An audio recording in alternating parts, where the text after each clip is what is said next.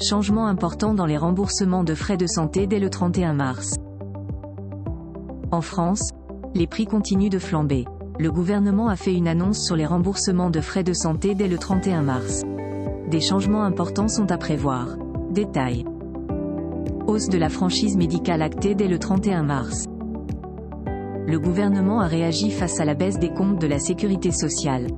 En effet, dans un décret paru au journal officiel, les montants des franchises médicales qui s'appliquent sur les médicaments, les transports sanitaires et les actes paramédicaux subiront une hausse significative en printemps. Il s'agit plus précisément du reste à charge que les patients doivent s'acquitter. Concrètement, la franchise sur chaque boîte de médicaments sera doublée, soit de 50 centimes à 1 euro. Concernant les transports sanitaires comme les ambulances, le montant s'élèvera à 4 euros contre 2 euros jusqu'alors.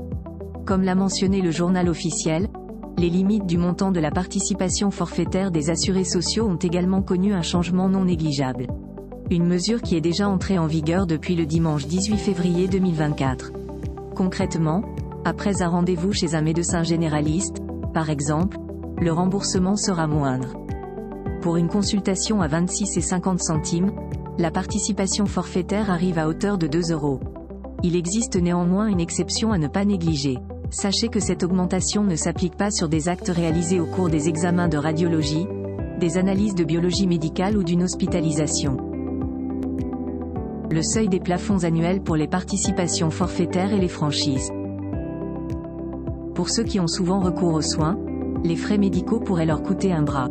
Afin d'éviter de les pénaliser, le gouvernement a mis en place une limite à hauteur de 50 euros sur les franchises et les participations forfaitaires. Il convient d'ailleurs de rappeler que les remboursements forfaitaires tout comme les franchises ne touchent pas les femmes qui jouissent d'une assurance maternité, les mineurs, et les individus aux revenus très modestes qui profitent de la complémentaire santé solidaire. Des nouvelles mesures fortement critiquées. Les nouvelles mesures prises par le gouvernement pénaliseraient fortement les individus les plus malades ainsi que ceux qui ont besoin de consultations médicales. Elles plongent de nombreux citoyens dans l'incertitude et le doute. Ces augmentations ont également touché particulièrement les associations des patients. Ces dernières s'inquiètent de leur effet sur les individus en situation de précarité. Selon certaines personnes, ce sera une double peine pour ceux qui ont besoin de soins. De son côté, Emmanuel Macron, quant à lui, a défendu sa position.